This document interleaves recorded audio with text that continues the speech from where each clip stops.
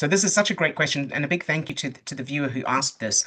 Um, it's a really interesting topic, the connection between childhood memories and addiction. And it's interesting because it's not always what you expect. Mm. And so, as a practitioner helping clients to find those childhood roots, it's a really interesting process. And what we do with our clients is we go through our detective process to find the original childhood memories that the brain has linked to the addictive behavior or the substance or whatever. And I'll give you an example of that. Um, One of the first, and I think this might have been the first client I worked with on addiction, which is why it probably sticks in my mind because it was so striking to me. So it was addiction to smoking, to cigarette smoking, and the childhood references, one of the main childhood references we linked it back to was her grandfather, and sitting on so the particular main memory that she had was sitting on the front steps of a house, of her grandparents' house. And she was a child sitting next to her grandfather. And of course, she wasn't smoking, but the grandfather was smoking or always smelled of smoke. And the connection was that she had a difficult childhood, and her grandfather was the one person she felt safe with. So what had happened was her brain had made an unconscious link between the smell of smoke and feeling safe, feeling loved, feeling safe, connection. And she was obviously consciously completely unaware of that. So when she had a craving for a cigarette, she didn't know, oh yes, this is because I crave affection and my or safety and my grandfather. She didn't know any of that, of course. It was just automatic. So she would feel that craving. So we changed those memories. We changed, of course, the rest of her childhood memories as well, the negative stuff. But we specifically changed the good memories. So with addiction, there's very often good memories that are linked to the addictive behavior or the substance. So in this case, we changed that so that now, in the new memory, she and her grandfather are sitting on the front steps of the house. So they're still on those steps, but we've put the beach in front of the house so that the house is on the beach. And so what she can smell now instead of the cigarettes is the smell of the ocean. So the sound of the ocean, the smell of the ocean, and she and her grandfather, instead of her grandfather smoking, she and her grandfather have glasses of iced water with the ice cubes tinkling.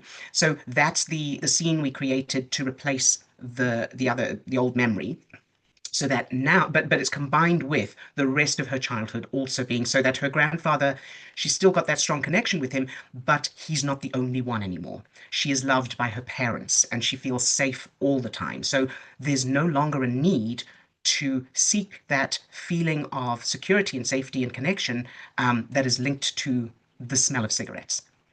Yeah, I think it's fascinating, and important that you highlight that that it's oftentimes the positive memories or that are kind of at the key or at the root of an addictive behavior, an addiction to a substance, and that kind of thing. But I think it's also important to remember, and that there's not a particular cookie cutter approach to this. Everybody's connections and the way our unconscious brain, our subconscious mind is connecting those things is going to Hmm. be completely unique and individual. And it also that if there wasn't the negative there, the Hmm. brain wouldn't have been trying to come up with Exactly. that positive link in the first place, right? That's it. Exactly. If her childhood was otherwise safe and she felt loved and safe and loved by her parents, and her grandfather still smoked and she still had those memories of sitting on the steps, all of that, her brain wouldn't have needed Or to may grab not have. hold Yeah. to that. Mhm. Right. Yeah, yeah. So I think that's it's interesting, and it's always interesting working with those addictive behaviors, whether it's overworking or particular eating addictions that people have. It's always fascinating to see what those Ye- connections are, those things that are connected usually to some sort of coping behavior, something that mhm. is going to help us Well, survive. there was another one that I've just remembered that Mm, was the first eating addiction mm, client I had, and this was about it was one of the first anyway. It was a few years ago now, so I can't remember everything in detail, but the gist of it, the link I can remember. Um, So I believe she had to walk past a bakery on her Mm, way home from work or whatever, and she struggled to not go into the bakery and buy cookies to eat, and she would eat them on the way home. She couldn't help herself, sort of thing. And so we did the detective work and found the negative memories and changed them. And the bottom line of this link, this particular connection, was physical affection from her parents. So being loved, being hugged, and feeling loved through physical affection. So her brain had linked, and I can't remember what the cookie memory or sweetness memory or whatever that was, but somehow her brain had linked that. So we changed all of that, and I suggested that she rehearse it, of course, practice the new memories, and then moving forward, that when she came to be walking past the bakery, excuse me, if she felt the compulsion to go in and buy some cookies to eat, to number one, tell herself she was allowed to, because I feel that can often be a very big piece of this, is the forbiddenness of it. It's mm, not allowed, mm, I'm not supposed to, whatever. So telling herself, yes, I can do that, but first I'm going to play the new memories of being hugged by my parents. And then after playing those new memories, and it only takes a few seconds, of course, then if I still want to go in and buy cookies, I can. But I'm going to do this first, when she found she didn't need to. So mm. she did the memory, Yeah, she practiced the memories, felt the feeling of being hugged by her parents, and that fed that piece in her. And she was able to walk past the bakery without bothering to go in, without needing to go in.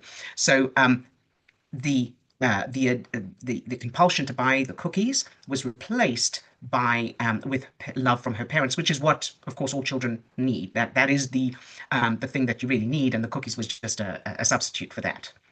right. And as you're talking here, I'm kind of or I guess an underscore that I would want to put on what you're saying here is that the work that we're doing, changing memory, it sounds a bit cerebral. It sounds like something you're doing in your conscious mind, but really the change and the transformation that's taking place at that feeling level. So as we are changing information, as we're changing the story of a memory, it's more importantly changing the feeling of what that feels like when we rehearse or think about that memory. So feeling the safety, feeling we're feeling a new feeling, and that Yes, I mean, it is very important to note, though, that you are literally changing neural connections. So it's not right, just the feeling.